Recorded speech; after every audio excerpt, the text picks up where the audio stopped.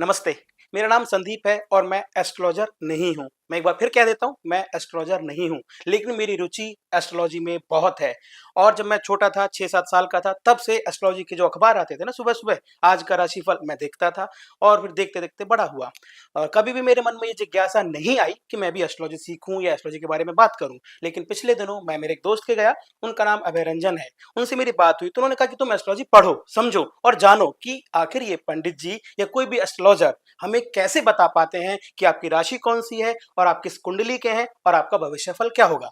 तो थोड़ी सी मेरी जिज्ञासाएं जागी और मैंने उस जिज्ञासा को शांत करने के लिए थोड़ा सा एस्ट्रोलॉजी के बारे में पढ़ा। अब मैं जो जो पढ़ता जा रहा हूं तो मैं चाहता हूं कि आप भी वो समझ लें कि अगर आप कोई भी अपनी कुंडली खुद से देखना चाहें किस भाव में क्या है तो आप पता कर पाए, किसी तीसरे के पास आपको ना जाना पड़े। खासकर मेरा पंडितों से मेरा मतलब है, जैसे कि आज आपने स्क्रॉल किया, रील स्क्रॉल किया, तो बहुत सारे पंडितों के बहुत सारे आप देखते होंगे ना, आज ये राशि है, आज ये होने वाला है, आज ये होने वाला है। आप इस प्रपंच में ना पड़े। तो सबसे पहले मैं यही बता देता हूं कि ज्योतिष होता क्या है। जो ज्योतिष को समझने के लिए तो ज्योतिष ये क्या है? ग्रह हम सब जानते हैं, ग्रह के बारे में जानकारी हम रखते हैं। सूर्य, चंद्रमा, राहु, केतु, सोम, मंगल सभी ग्रह हैं। हमारे जीवन पे क्या प्रभाव डालते हैं, कैसे डालते हैं, यानी ग्रह। दूसरा नक्षत्र, नक्षत्र होते हैं 27। 27 हमारे जीवन में क्या असर डालते हैं, हमारी कुंडली में क्या प्रभाव डालते हैं, ये हम जानेंगे। और तीसरा किस समय आप हुए, यानी आपका जो समय है, जन्म का समय। इन तीनों को कैलकुलेट किया जाता है।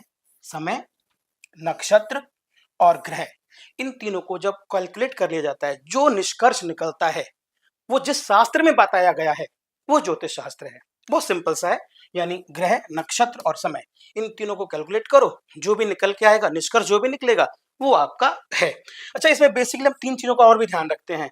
ये जो गणना है ना, वो हमें कैलकुलेशंस जो भी हैं ये गणित शास्त्र में की जाती हैं। यानी ज्योतिष का वो बिंदु है जिसमें गणित की बात करते हैं, वो गणित शास्त्र है। जो हम फलादेश देते हैं वो फलित शास्त्र है। अब मैं कुछ और भी जिज्ञासाएं मेरी जागी भाई, यहाँ आने के बाद थोड़ा सा और मैं आगे बढ़ा और मैंने सोचा कुछ और भी इसके बारे में बताया जाए। क्या ये सटीक हो सकता है? किसी ने कोई भी भविष्यवाणी की, कोई भी फलादेश दिया, किसी भी पंडित ने कुछ बताया, तो क्या ये सटीक हो सकता है? आपके मन में भी मुझे लगता है कई बार आया होगा। तो हाँ, मैं बता दूं आपको कि ये बिल्कुल कई बार ऐसा होता है कि ये सटीक भी हो सकता है। अब कैसे सटीक हो सकता है मैं बता देता हूं आपको। ये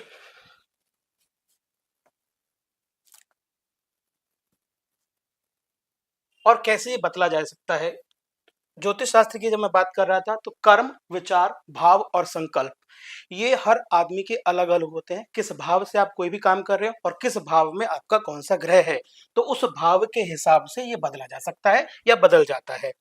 दूसरा, कर्म। आपके कर्म हमेशा आपके जीवन को बदल देते हैं। हम कहते हैं ना कि कर्म तो हाथों की लकीर नहीं होती है, फिर भी उनके काम होते हैं। तो कर्म आपके जीवन को बदल सकते हैं, यानी आपकी कुंडली में कुछ है और अगर आपके कर्म अच्छे हैं तो वो बदला जा सकता है। तीसरा, आपके संकल्प। आप कुछ भी ऐसा संकल्प लें कि मुझे ये करना है और उस पर अडिगता से रहें, तो वो आपकी कुंडली को बदल सकता है, यानी आपके जीवन के भाव को बदल सकता है, आपके विचारों को बदल सकता है और आपके जीवन को बदल सकता है। तो ये बात हुई, ज्योतिष शास्त्र हमें ये बताता है कि आपके अगर कर्म अच्छे हैं, आपके भाव अच्छे हैं और आपके संकल्प के साथ उसे कर रहे हैं, तो आपके जीवन को बदला जा सकता है।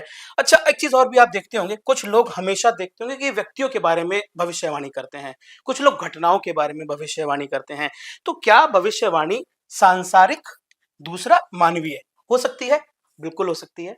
ये संसार में बहुत सारी घटनाओं के बारे में आपने ज्योतिषियों को देखा होगा कि इस समय पर वो आने वाला है, कि फ्लड आएगी, या उस समय पर ये युद्ध, अभी ईरान युद्ध चल रहा है, इराक युद्ध चल रहा है, तो बहुत सारे ज्योतिषियों ने बता भी दिया था कि इस समय पर खगोलीय घटना ये कहती है, तो ये चीजें होंगी। तो हाँ, सांसारिक और दूसरा मानवीय।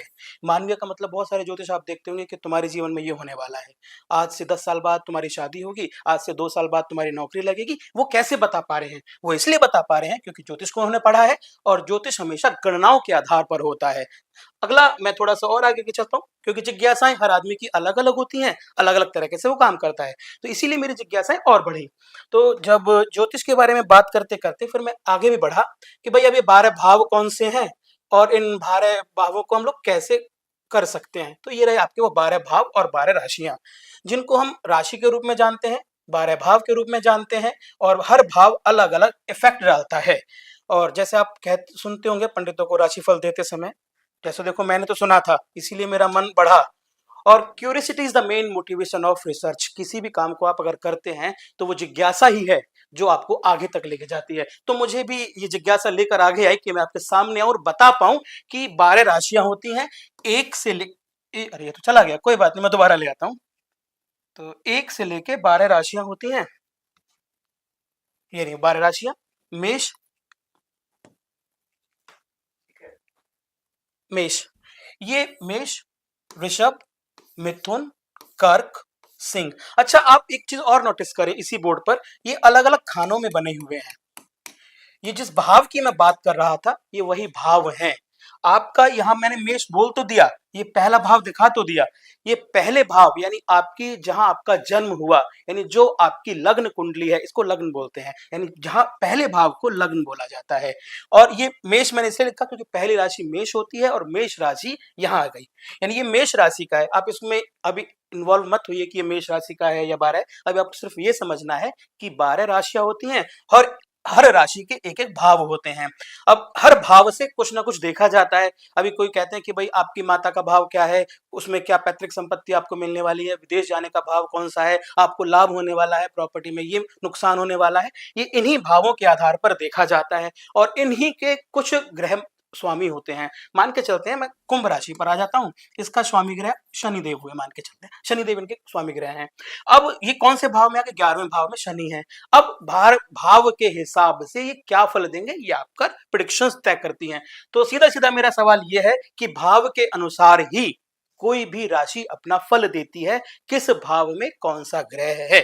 तो ये तो रही आज के इस चैप्टर की बात। आज के इस चैप्टर में हमने सिर्फ ये जाना कि कोई भी ज्योतिषाचार्य अगर आपसे ये कहता है कि आपकी कुंडली में ये होने वाला है या आपका आने वाला कल ऐसा होने वाला है, तो आप स्वयं भी जान सकते हैं कि क्या ये पंडित जी, क्या ज्योतिषाचार्य सही बता रहे हैं कि नहीं बता रहे हैं।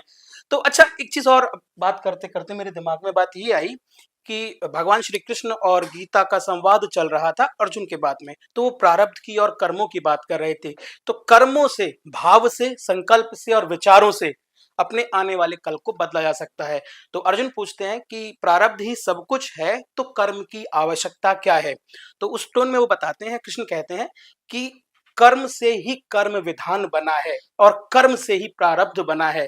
तो ये चीजें आपकी हेल्प कर सकती हैं आपके आने वाले कल को सुधारने के लिए, लेकिन यही कल है, ये थोड़ा सा मुश्किल है। तो आपको एक छोटा सा बारीक सा अंतर समझना होगा कि ये कल नहीं है, लेकिन हाँ, कल को सुधारा जा सकता है। बहुत बहुत धन्यवाद। नमस्कार।